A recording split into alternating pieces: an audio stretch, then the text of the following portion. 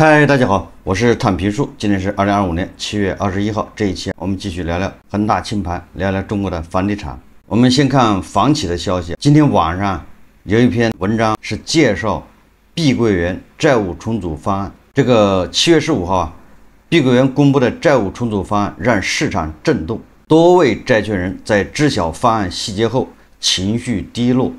一位持有碧桂园美元债的境外投资者在匿名社交平台表示，这不是重组，这是清算。碧桂园债务重组方案一出台，债权人直呼被暴击。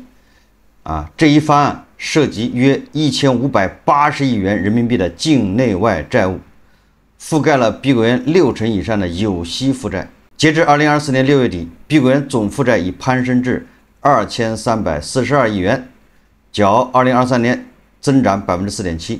这个债务重组方案细节说令债权人触目惊心。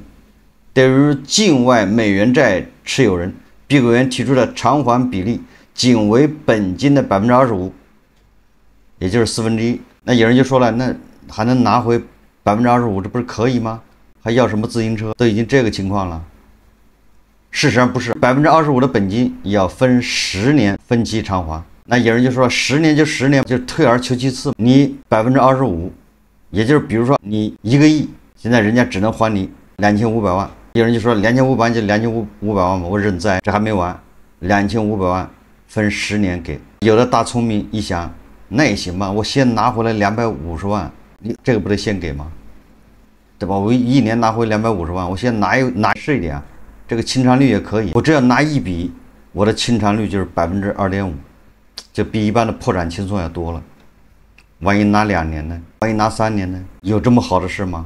你想多了。人家债务重组说了，前5年不还本金，只还利息。也就是所谓的债务重组，这些债权人就是叫望梅止渴，5年之内你是拿不到钱的。这是境外债权人，而境内债权人本金获偿比例虽达到了35%。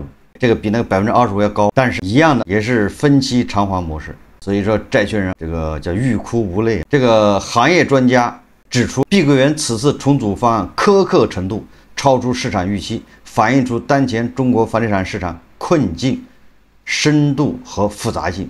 市场数据显示，2025年上半年全国商品房销售面积同比下降17%，销售额下降24%，房企生存环境持续恶化。债务重组方案中最引人关注的是债转股机制。根据方案，债权人可选择将部分债权转为碧桂园控股的股权，转换价格为每股2.08港元，较方案公布前的收盘价溢价5%。但这一安排实质上是将债权人的风险敞口从债权转向更为不确定的股权。在当前房地产市场下行周期中，这一转换被多数机构投资者视为火坑跳入另一个火坑。什么意思？就把你的债权变成碧桂园的股票，到时候这个转股价是2块，如果以后涨到4块，那你还发了。债转股看似给了债权人一条出路，实际上是将损失确定性延后。房地产企业基本面没有根本改善的情况下，这种转换很难为债权人带来实质性价值回收。2024年末，碧桂园股价已较其历史高点下跌超90%，市场对其未来股价表现普遍持谨慎态度。债务重组方案中还包含现金流优先支持经营的条款。根据方案，碧桂园未来5年内的现金流将优先用于保障项目开发和交付，也就是保交楼。债务偿还被明确置于次要位置，也就是未来5年，碧桂园有了现金流，你别老催他还债，人家这个现金流要用于保交楼，不是用来还债的，这个你得同意。这一安排虽有利于企业生存和消费者权益保障，但实质上进一步削弱了债权人话语权和收益预期。实际上，你要认为碧桂园这种债务重组非常苛刻，简直就是周扒皮，那你就错了。首先，第一个，碧桂园日子并不好过，就是这样的一个债务重组方案，也不代表它能活下来。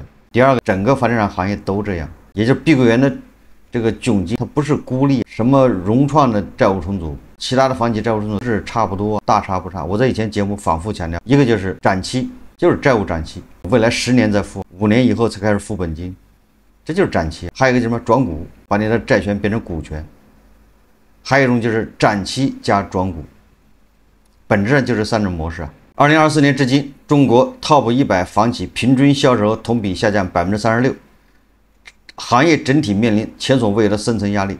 在这样的大环境下，碧桂园选择了一种更为激进的债务处理方式，实质上是为整个行业探路。碧桂园重组方案的出台，很可能成为后续更多房企债务处理的参考模板，这对整个地产债券市场来说影响深远。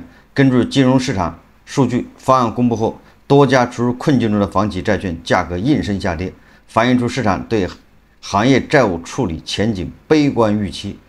这个是肯定的，这个不叫悲观预期啊！所有的房企只会按照碧桂园这个方案来走，甚至随着这个行业越来越低迷，楼市越来越低迷，往后重组的房企条件会比碧桂园还要苛刻。而债权人实际上他没有选择的余地，在破产清算和债务重组之间，他是被迫咬牙接受债务重组，也就是债务重组好歹给了一点希望，实际上这个希望完全取决于以后这未来的房地产行业怎么走。如果房地产行业止跌回稳，还能往上走，那么这些债权人这债务重组方案，他还能回来一点钱。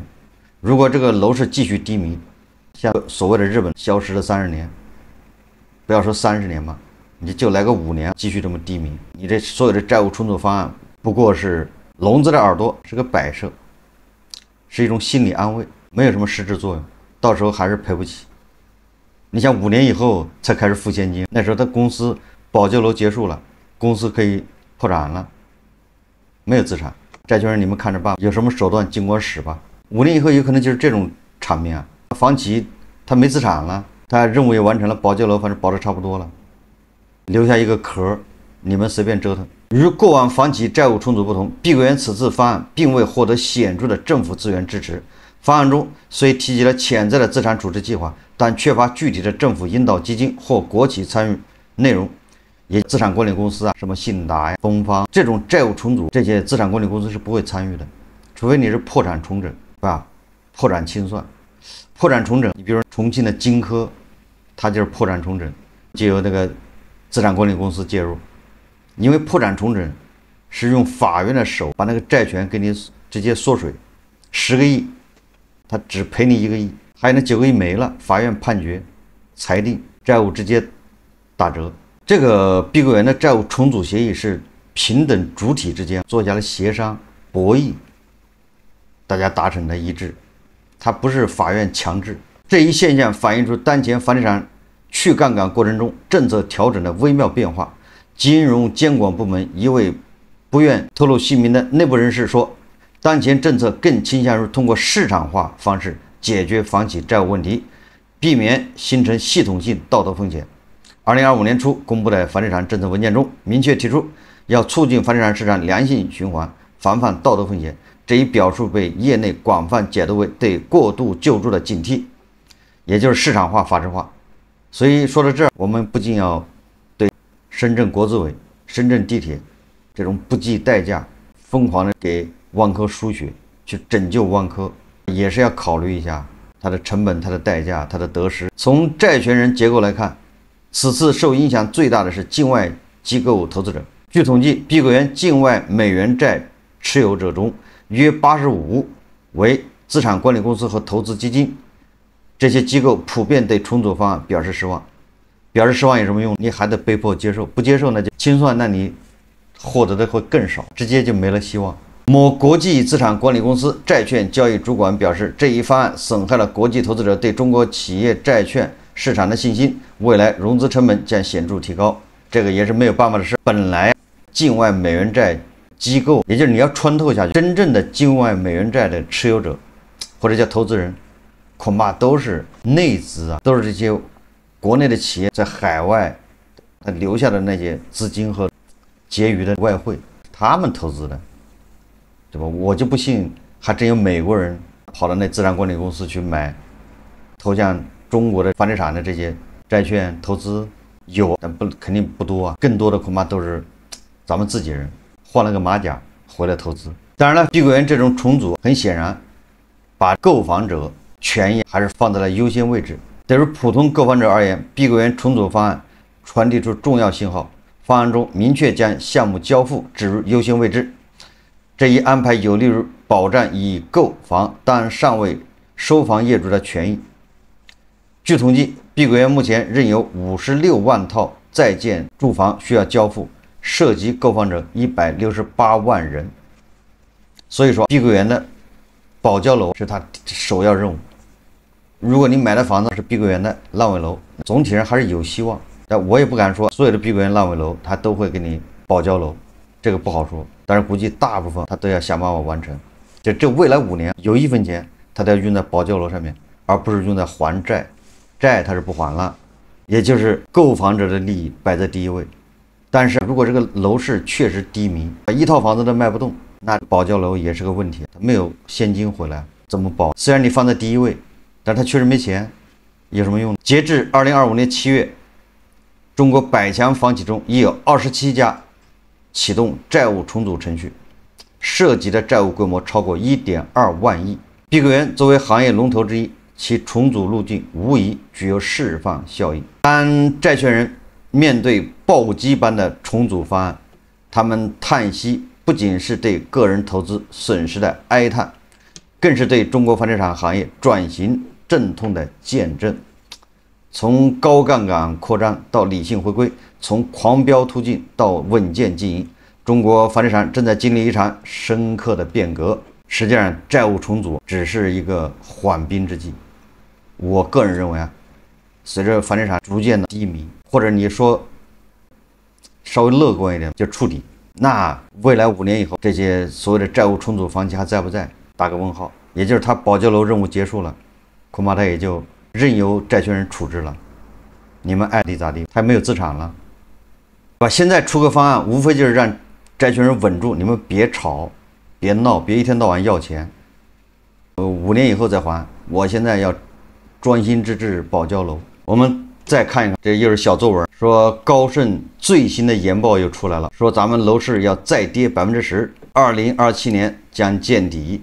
说住宅投资占 GDP 的比例从2014年的10%降低到最新的4.8%，而国际上类似国家的占比为6%，说明2014年之后周期性住宅投资过热有泡沫，而目前的4.8%又明显偏低。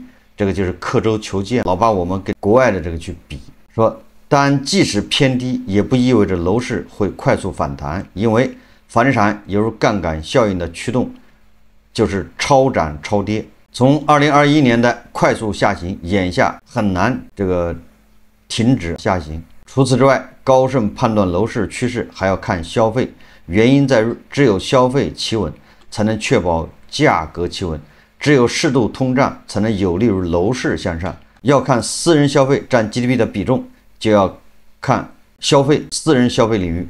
总之，高盛认为中国楼市止跌回稳同世界上同类国家大致相同，需要6年，也就是2027年。说但一线城市应在2026年年底先行筑底。另外一个对价格的判断，高盛认为咱们的全国的房价已经下跌20%，高盛认为，那么在这个基础上还要再下跌10%，也就是高盛对咱们楼市的判断是，房价还要继续下跌10%，3停已经过了2停了，现在还剩最后1停。这个什么时候见底？2027年，其中一线城市2026年。不知道大家对这个结论感觉怎么样？这高盛的预测一向不靠谱，为什么呢？实际上，这个楼市能不能止跌回稳，还是跟收入有关系，跟人口结构有关系。说到收入，最近好像胡润报告出炉，胡润报告显示中国的富人数量，尤其是中产下降的比较厉害。大家看视频。有钱人好像没以前那么多了，就算是有钱人，感觉也没以前那么有钱了。胡润最近出了个报告，还真证实了这个事儿。中国富人的数量和富裕程度都在下降。从2021年到2025年，富人个人经济宽裕的程度大幅下降了29%。而且从2019年到现在，中国高净值家庭的数量已经是第2次整体减少了，他们的总财富也缩水了3.6%。那些站在财富金字塔顶尖、身家有10亿美金的企业家，人数猛地降了16%，财富总量蒸发了15%。咱具体来说说，全国净资产达到600万元人民币的家庭有512万8千户，已经连续2年减少了。净资产1000万的家庭数量减少了 0.8%， 资产上亿的家庭减少的更多，降了 1.7%。净资产达到3000万美元的家庭数量下降的最厉害，降了 2.3%。这里说的资产是把所有负债都去掉之后的净资产，就比如说在北京有2套1000万的房子，但是都背着高额房贷，那这就不能算净资产。全国有5亿多个家庭，净资产超过600万元的家庭只占 1%。 要是你家达标了，那就超过全国 99% 的家庭了。那为啥高净值家庭数量变少了，富人的财富也缩水了呢？主要有2核心原因。第一个原因就是资产大幅缩水，楼市和股市都不行，给富人来了个双杀。这几年股市一直不稳定，房价也下跌，特别是那些不是核心区域或者特定类型的房产，直接就让富人们的资产没那么值钱了。房价一下跌，他们的净资产也跟着减少，特别明显。还有些房企暴雷，引发了一连串的问题。好多富人投资房企的股票、债券、信托产品，结果亏了好多钱，有的甚至直接一文不值了。就像中植系暴雷，涉及15万个高净值投资人，有的人投了几亿甚至几十亿，最后全赔光了。鼎益丰事件让50多万投资人受了损失，资金损失上千亿。从1000万资产家庭的构成变化也能看出来，企业主占的比例和去年一样，金领占的比例上升了，靠投资股票和房产赚钱的人占的比例都下降了。这就说明大家在股市和楼市都赔了钱，资产缩水让高净值家庭变少了，而且财富越多的人减少的比例越大。第二个原因就是财富转移，一些富人移民，财富跟着出走了。根据亨利咨询的数据，2024年中国大概有15200名高净值人士移民，中国成了全球富豪流失最多的国家。这2年富人移民的新闻经常能听到，疫情结束之后，财富外流的速度更快了。不过虽说富人数量和财富在减少，但是社会整体财富分配不平衡的问题不但没改善，可能还更严重了。去年中金报告说，中国的财富总量大概有790万亿，其中国有资产360万亿，私人资产大概430万亿，只占总人口 0.33% 的富裕阶层，手里握着290万亿，占私人资产的 67.44%， 大概 7% 的中产阶级拿着110万亿，占 25.88%， 剩下将近 93% 的13亿人口就只有30万亿，占 6.98%。全国 7.38% 的人掌握着全社会 93.02% 的私人财富，富得更富，穷得更穷的情况还在继续。今年1到5月，个人所得税收入比去年同期增长了 8.2%， 比全部税收收入的总体增速快多了。5月份个税更是一下子涨了 12.3%， 在各个主要税种里是涨得最多的。专业人士分析，个税猛涨很大程度上是因为高收入人群的活动被捕捉到了，这也反映出财富越来越往少数人手里集中。现在财政压力大，怎么从富人那儿拿点钱来充实国库，调节一下贫富差距，成了政策考虑的方向。6月初，针对互联网平台大佬出了新规定，要求他们报送涉税信息，这样能把 10% 左右的超高收入人群再重新审查一遍。网上还传券商要对账户资产超过1000万的投资者核实身份，好多人都觉得查税要来了。虽说具体目的还不清楚，但在财富分配不平衡的现实面前，多收点巨富群体的税来调节贫富差距，这事儿是势在必行了。胡润报告显示，去年这些股市、楼市分别消灭一批中产或者富人，有一批富人又把房子润了，所以还有其他原因导致富人数量减少。在富人数量减少的同时，居然还向富人集中，也就导致这有钱的越来越有钱，而穷人越来越穷，就财富分化现象就加剧了。所以你看，这都是恶性循环。我们不考虑富人，那直接就导致什么？导致你看韭菜越来越难，整个韭菜所拥有的财富没有增加，还在减少。有钱在往富人来集中，而富人数量还在减少，那也就往个别的寡头婆罗门，比如说布鞋首富，在往这儿集中。他们想不赚钱都不行，他们财富已经产生了虹吸效应，也就是资金会自动向他们靠拢。所以在这种结构下，你说你楼市怎么企稳？韭菜现在勒紧裤腰带存钱，收入下降的情况下，这个存款还越来越多，那不就勒紧裤腰带存钱吗？不消费，更不会买房。所以这就是咱们经常看到的上海豪宅日光，1分钟卖1个亿，对吧？5000万的房子都变成日光盘。但是韭菜，对吧？花个180万的买房，咬牙切齿，左掂量右掂量，不敢买，害怕被套住，对吧？你今年是100万买的，明年就变成90万，关键是10万，这韭菜一年赚10万太难，对吧？要攒10万。我们最后再看一下，有个律师他聊这个法拍房，我看他写的，可能这个律师代理了一个案子，他就说了这个法拍房的巨大风险。他说，自中国有法院以来，老百姓是相信也不能不相信的法院。说希望法院是最有公信力的地方，但希望很美好，现实很残酷。他说，我的老乡周先生艰辛创业大半辈子积蓄，在上海市高级法院执行局买了个法拍房。这个人是个办企业的，他也去凑热闹买法拍房。这还是上海市高级法院呢拍卖的房子。他这个把法拍房买了之后，搞起了上海金字塔自然疗法俱乐部。说可是10多年过去了，不动产登记证仍然办不了，什么原因呢？他们向区政府打了履行法定职责的报告，区政府没搭理他们。行政复议到市政府，只是告诉他们这个法拍房属于已征未拆，但没有解决问题。这个情况在具体执行拍卖的松江区法院是没有人告知的，据说法院也是不知道的，也就是法院不知道这个房子到底什么情况，未来拆不拆搞不清楚，反正人家拿出来一公布就拍卖。好，这个周先生脑袋一热，就买了这个就买了个麻烦。你办不了不动产权证，第一个你没办法证明它是你的房子，第二个你也没办法把它押到银行去贷款。为此说他们起诉了到第一中院，结果一审这个区政府是不能败诉的，那民告官哪那么容易？所以一审败了，2审上诉到上海高级人民法院，但是这个还没开庭。那高院会怎么处理呢？10有8九维持原判，这是我判断的，你不用想多啊，只有1%的可能会改判，99%是维持原判。但这个律师说，但我还是希望按照最高人民法院最近做好新时代审判工作的要求，以及反复强调的实质性化解行政争议的要求，使问题得到解决。解决不了，近些年来常遇到法拍房存在问题，有的是法院的事，有的是原产权人的问题。在办公室时，也有多例买了法拍房搬不进去的人前来咨询。